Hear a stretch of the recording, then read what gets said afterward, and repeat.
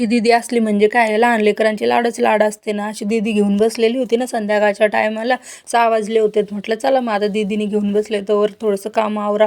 क्रिशा पण खेळत होती मस्त. मग आपलं पीठ पण भरायचं राहिलेलं होतं ना, 2 दिवस झाले पीठ पण भरून घेतलं. आणि असं संध्याकाळच्या टायमिंगला इकडं असं दिवाबत्ती पण करून घेतली होती ना. आणि आज आमच्या घरी आहे ना शाकंभरी मातेचे आहे ना घट बसलेले आहे ना. तर मग आता गावाला घट बसवतात. मी फक्त आपल्या 9 दिवसासाठी अखंड दिवा लावून घेत असते ना. मग असं इकडं दिवा पण लावलेला होता आणि बाहेर दरवाजात पण दिवा लावून दिलेला होता ना. आणि मस्त असं फुलं वगैरे थोडंसं वाहून दिलेले होते. आणि शौर्याला आहे ना आमच्या मामानी ना टेंट हाऊस गिफ्ट केलेला होता बरं. तिचा बड्डेचं गिफ्ट राहिलेलं होतं तर ऑनलाईन ऑर्डर केलेला होता. मग तोच आलेला होता.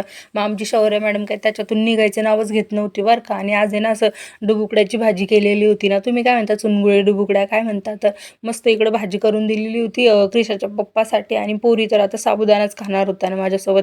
आणि भात पण लावून दिला होता ना थोडासा. चपात्या पण करून घेतल्या. आणि पोरींना म्हटलं तुम्ही माझ्यासोबत साबुदाण्याची खिचडीच खावा. त्यांना काय आवडत नाही मसाल्याची भाजी वगैरे.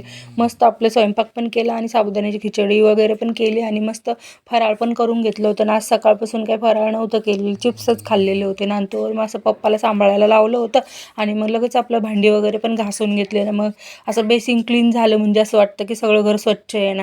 आणि कॉक्रोच वगैरे पण होत नाही ना. मग नंतर अशी बघते तर या इकडं अशा टेंट हाऊसमध्ये खेळत होत्या ना.